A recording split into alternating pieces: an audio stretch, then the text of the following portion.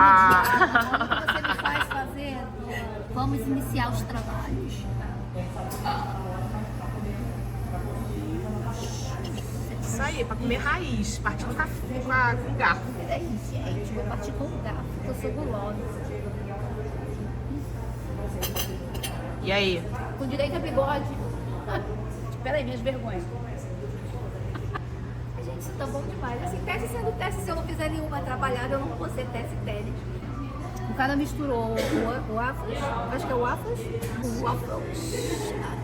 Deu pra entender. Essa mistura e colocou banoffee. Gente, tá sensacional. O negócio é viciante. O açúcar já é viciante. Imagine duas coisas juntas que eu adoro. Meu amor. Peraí, tô até atrapalhada.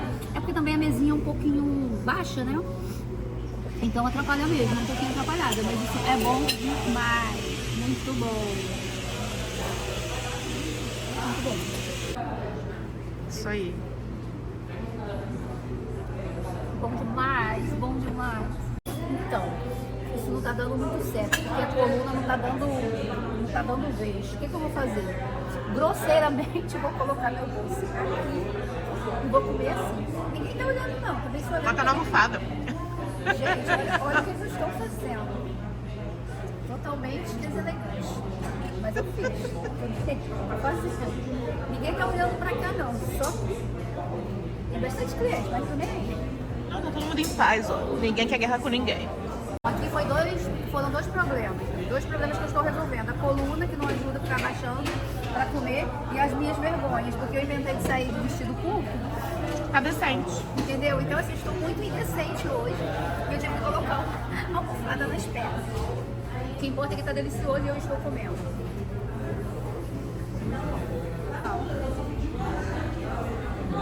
Oi, gente, Festélis aqui. Estive um pouquinho sumida, reapareci. E vamos conversar um pouquinho, vamos bater aquele papo bem aconchegante, legal. Então, gente, hoje não tem café, porque eu já tomei café na cafeteria com a Luana. Então vamos quebrar a rotina do café. E hoje vai ter um vinhozinho. Vamos de vinho hoje. E tem que beber alguma coisa, né? Senão é muito chato, ficar só falando, sem ter nada para beber. E esse aqui é um vinho branco e suave. Eu prefiro vinho suave. Gosto mais adocicado. Eu espero que estejam todos bem, né? Depois que houve essa catástrofe na Baixada. Foi essa chuva, né? Uma chuva torrencial. E eu moro na Baixada Fluminense, em Queimados. E onde eu moro foi uma das regiões que foi muito afetada por essas chuvas de verão. Foi algo muito triste. Quando eu cheguei em casa, cheguei no bairro, foi uma visão sem consolo, sabe? Desconsolada. Foi algo muito ruim de ver. Quando você vê algo sendo destruído, você não sabe muito o que fazer, nem como reagir, porque você também, naquele momento, eu também não podia ajudar. Eu também fui ajudada. Na minha casa, não foi muito afetada, mas encheu, teve água na minha casa. Mas não foi tão afetada como os bairros ao redor. Eu só estou explicando isso para vocês entenderem um pouco. Não sei se dá para ver, mas a casa ficou um pouco vazia, né? Porque eu mudei recentemente e eu estou começando a comprar minhas coisas, a construir. Aos pouquinhos, né? Porque a gente vai trabalhando e vai construindo. Então, algumas coisas que eu tinha, eu perdi. Mas nada como um dia após o outro. E a gente vai superando, vai vivendo, vai comprando de novo, vai trabalhando com saúde e perseverança. Mas vamos falar de coisas boas. Eu estou aqui para falar para vocês um pouco sobre a minha trajetória como escritora. Meu primeiro livro que eu escrevi, que foi Manta e Foice. E foi um trabalho muito gostoso de fazer e muito desafiador. E eu fiz esse livro, ele foi lançado na época da pandemia, uma época muito difícil, né, que todo mundo passou. E na minha trajetória de escritora, às vezes eu atropelo um pouco nas palavras, né, no que eu vou falar, mas no final dá tudo certo, é sempre assim. Como dizia minha mãe, no final dá tudo certo. E eu sempre gostei muito de ler, embora já tive momentos em que eu fui privada de leitura, mas isso não me fez desistir, pelo contrário, me motivou a ler, a buscar e a querer mais ainda esse mundo literário, esse mundo mágico. E eu comecei a ver que apenas ler já não me satisfazia tanto. Me satisfazia em parte, mas estava faltando algo. E esse algo eu descobri que eram minhas histórias. Porque comigo, quando eu estou lendo, é assim que funciona. Uma parte minha está lendo e a outra já está criando um mundo à parte. Não crio nada mediante o que eu estou lendo. Por incrível que pareça, eu vou lendo aquele livro, que seja uma aventura, que seja de terror, não importa qual seja o gênero. Ao mesmo tempo que eu leio, eu vou criando as minhas histórias. E nesse processo, eu criei o livro Montefoice. Tive um sonho, eu sonhei com a morte, e escrevi o livro Montefoice. Esse aqui que é o meu bebê, eu amo esse livro, né? É o primeiro, é um livro que fala muito assim, é mais juvenil. E também não é, porque eu tenho público dele de todas as idades, de juvenil, adulto. É um livro desafiador. Para deixar claro, quando eu sonhei com a morte, eu não sonhei com nenhum ser encapuçado, nenhum ser esquelético, eu não sonhei com nenhum puro osso da vida. Quem já assistiu Billy Mandy sabe do que eu tô falando do puro osso, não foi isso? Olhem para o meu corpo, eu não tenho tripas, eu sou um esqueleto! Olhem meu corpo! Eu sonhei sim com a morte. Foi como se fosse assim, um encontro espiritual, sendo que eu tive um sonho e dentro desse sonho veio para mim, veio até mim e começou a me explicar algumas coisas. Então eu fiz um livro, Montefoice, sendo que eu romantizei para falar sobre a morte, porque é um assunto um pouco pesado que as pessoas acham e têm medo. Eu também sentiria se eu não conhecesse o maravilhoso Sebastião. Eu vi um belo rapaz. No sonho, eu vi um belo rapaz. E ele andava comigo, acontecia uma chacina. E ele me explicava o motivo do que estava acontecendo. E ele me explicava por que no sonho eu não podia interferir. E as pessoas que estavam trabalhando no campo espiritual ali, naquela chacina. Eu não podia fazer nada, mas foi assim, essa parte foi um pouco aterrorizante. Só que ao mesmo tempo, ele ia andando comigo ao meu lado e me deixava muito tranquila. Até eu chegar no determinado lugar que eu cheguei no sonho, que lá já foi outra história, foi a continuação desse sonho, que até hoje assim, foi algo muito, muito surreal, esse sonho. Então eu entendi, a morte ela é vista, ela é temida e ela é amada. Ela é temida por quem está bem de saúde, por quem quer viver, quem tem muitos planos, principalmente se você é muito novo, nem velho quer morrer, né? Principalmente se você está muito feliz, você está ali realizado. Mas a questão é assim, entre novo e velho, a questão é como você se encontra. E eu entendi que ela é amada quando está tudo bem. E ela é odiada e ela é indesejada nesse processo. Mas ela é querida quando está tudo ruim. Por quê? Uma pessoa está doente, a pessoa está sofrendo, está acamada, está impossibilitada, vivendo através de aparelhos, sendo tratada por segundos ou terceiros.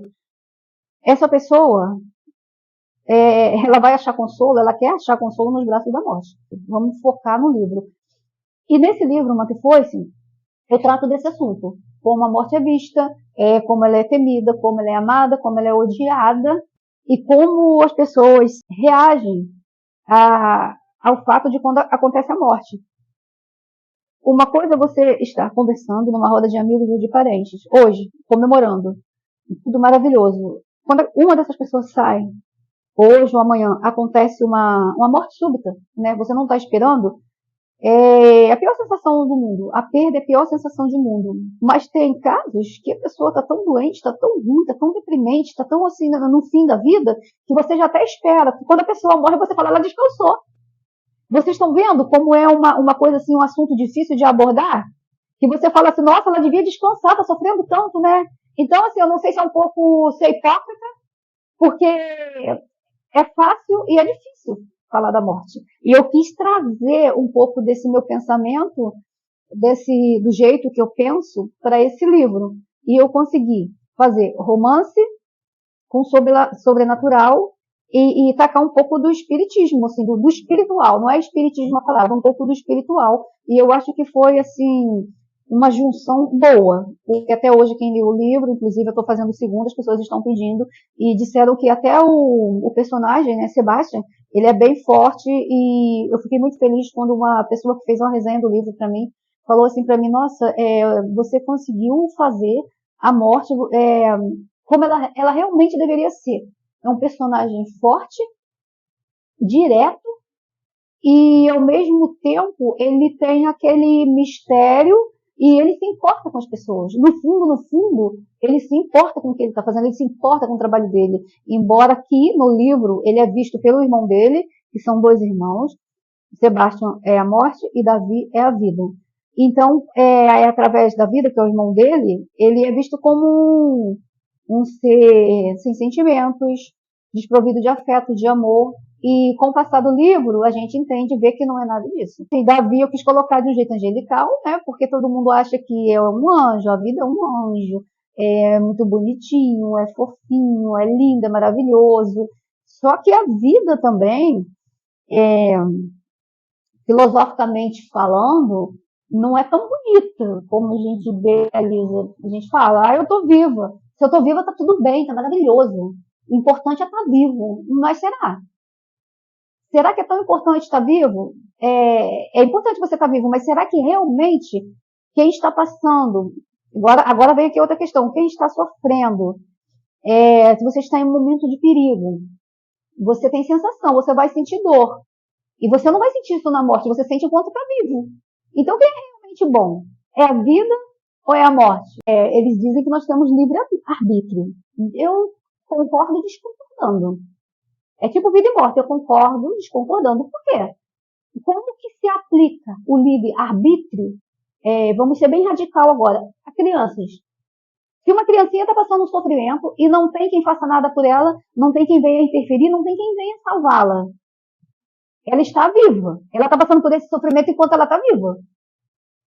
Certo? Então eu pergunto, é tão errado? O que é tão errado, o que é tão certo entre a vida e a morte? E essas questões que eu tento trazer para cá para dentro do livro. Então a justiça aqui do livro, da qual eu falo, ela está aberta para o universo. Então, ao mesmo tempo que ela desfavorece um, ela favorece a outro. E assim sucessivamente. Só que eu entendo a justiça de um jeito, você entende de outro, e o outro de outra forma, e assim sucessivamente. Mas justamente por ter essa rivalidade, essa dicotomia, vamos dizer assim, essa dicotomia entre vida e morte, ela é o que eu falei. São pensamentos e olhares subjetivos. Eu tenho o meu pensamento, eu tenho a minha opinião, e você tem a sua. Então, nada melhor que a justiça, que também é algo também que é questionável. Eu tenho o meu jeito de pensar na justiça e você tem o seu. Então, nada melhor que ela para ser a mãe dos dois para julgar. Porque, realmente, ou ela julga ela estaria julgando a morte, porque a morte é tida como a coisa mais perversa do mundo. E ela estaria ajudando a vida. Mas ela também estaria questionando a vida, né? Porque, como eu falei, essa parte de sensibilidade, de dor, a parte de sentir coisas boas ou ruins, você sente quando está vivo. Então, assim, em qual parte que ela é a favor de um filho e desfavorece o outro? Então, acho que a justiça caiu como uma luva nisso. Esse livro aqui, algumas pessoas que são da parte espiritual, alguns médios, muitas pessoas, a maioria, já me disseram que esse livro é canalizado, assim como o outro. Eu quero acreditar que seja realmente. Na verdade, eu escrevi esse livro, foi mais ou menos uns 2 meses, só que ficou engavetado. Ficou muito tempo engavetado. Porque meu primeiro livro foi Ixi. Esse está engavetado até hoje. Mas, ou eu fazia o Ixi, ou eu fazia esse. E acabei que eu não fazia nada, os dois ficou engavetado um tempo. Só que eu pensei assim, não adianta você escrever uma história e deixar engavetado na gaveta. Então eu vou escrever, porque se eu gosto e uma pessoa só gostar, vai ter valido muito a pena. Sempre pensei assim.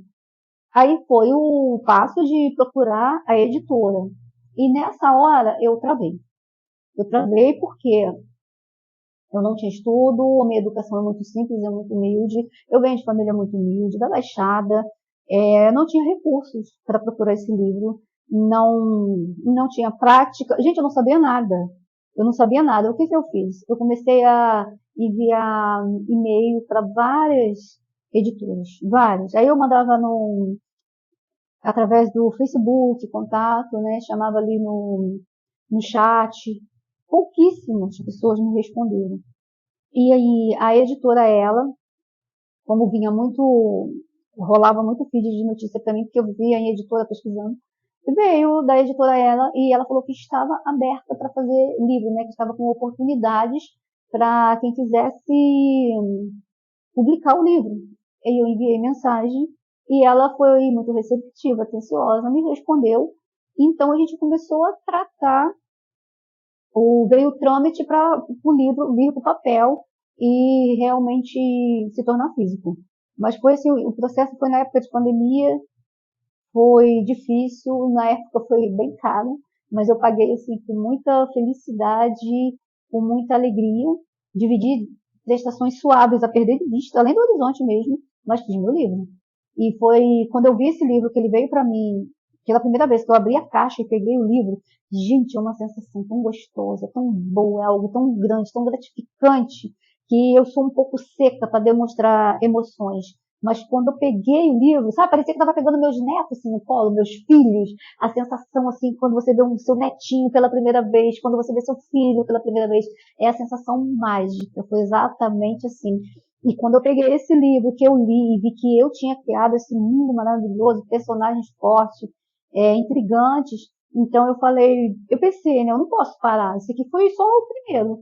Eu tenho que continuar, até porque o livro físico só tem um, mas eu tenho 4 livros escritos em Montefoice.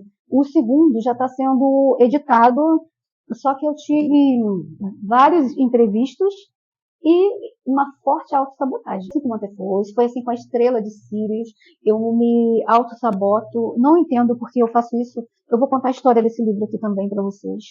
E eu não sei por que eu faço isso, mas eu simplesmente faço, eu não sei se é um medo de alguma coisa que eu tenho inconsciente, eu ainda não consegui acessar a memória para descobrir o que é para fazer um tratamento emocional, não sei o que é, simplesmente eu faço. Então, se o livro seria uma previsão de 3 a 4 meses para sair, para já estar sendo comercializado, isso vai quase um ano, para vocês terem a noção da minha autossabotagem. Isso vai ter quase um ano para acontecer.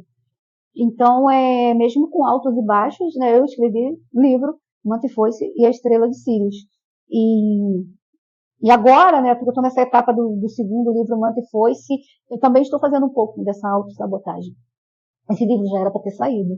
Mas agora que eu estou motivada, que aquele tchan voltou de novo, né, que eles falam que é o tchan que você tem, aí você vai lá e fica motivada e fica emocionada, e você sente aquela loucura de escrever o livro de novo, agora eu sei que vai sair.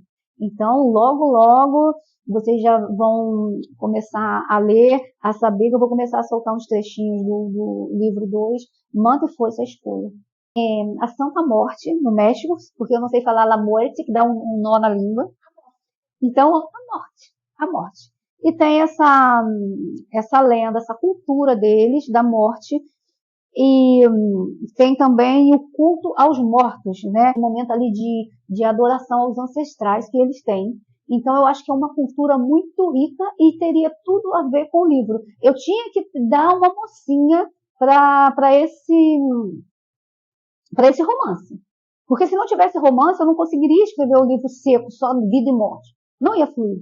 Então eu tinha que dar um romance. E eu tinha que elaborar um jeito de unir a morte e a vida, e tendo um intermediário. O intermediário foi o sentimento do amor, que eu botei através da Celina Carreira. Então eu comecei a pesquisar também sobre o México, e montei o personagem dela nas tradições do México, que é a parte que entra, é lógico que eu acho que isso na minha cabeça é uma lógica. Se você está falando sobre a morte,